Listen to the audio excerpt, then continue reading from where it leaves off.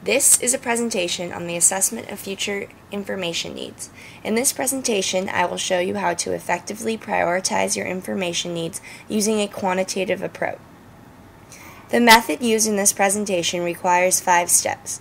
The first step is to ask organizational leaders to identify strategic issues or decisions that it will face sometime in the near future. After outlining a few key decisions, the organization should specify the information needed for each issue identified. This is step 2. In step 3, the data is reorganized into a single list that does not repeat. This will prepare us for step 4. In step 4, the organization's leaders rate the importance of each information item for specific. In step 5, we look at the average value and range among ratings for each information need and develop a plan. Our client is a urologist in a health maintenance organization. In the next 6 months, he must make 3 big career decisions. The first decision is whether to spend his time expanding the robotic surgeries services offered at his hospital. The next decision is whether or not to apply for a full-time regional position and stop practicing medicine.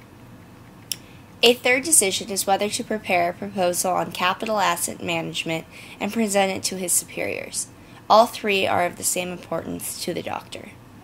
For the first decision, there are 4 informational needs. 1. The startup cost of the project. 2. The demand for robotic services within the hospital. 3. The available supply of facility space. And 4. The availability of surgeons to perform robotic procedures. With regards to changing jobs, the doctor wishes to gather information on 1. Personal professional fulfillment, such as seeing a psychiatrist. 2. He wants to know the return on investment, such as his change in wage. 3. He wants to know the demand for his services, such as if there's a doctor to replace him if he leaves his practice. And finally, he wants to know the time commitment required of the new position.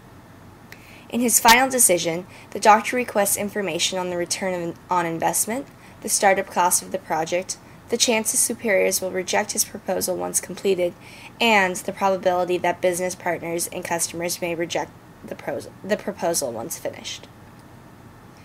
I now made a list of all the information needs. I then asked the doctor to evaluate each category's priority based on a 0 to 7 scale for each decision.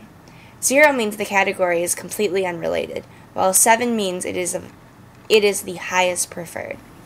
On the next slide, you will see the doctor's ratings, the average rating, and the range for each category.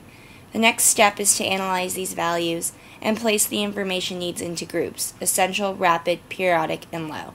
These groups tell the decision maker when to collect data for each category. As you can see here, we have listed all informational needs categories on the left side of the table. Each decision is listed across. The doctor rated his preferences in the green area of the table. By looking at the average and the range, we could label the categories into the 4 levels mentioned previously. When the range is narrow and the average is high, the category becomes essential. If the average is high but the range is wide, then the data is considered for rapid collection.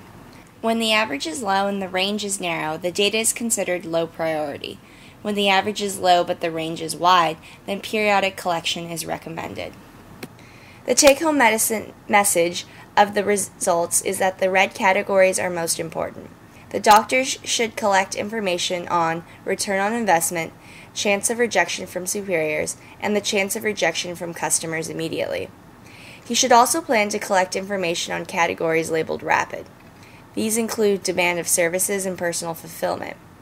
Planning means to construct a data collection, modeling, and analysis system that can be quickly activated. The items labeled periodic and low priority should not be focused on at this point in time.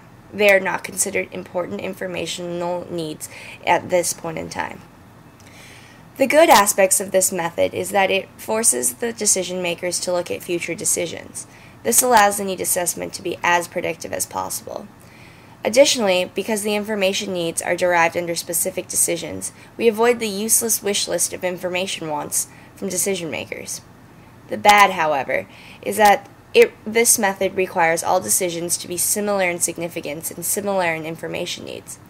In this example, the method worked really well, but it was just a coincidence that most categories applied to multiple decisions.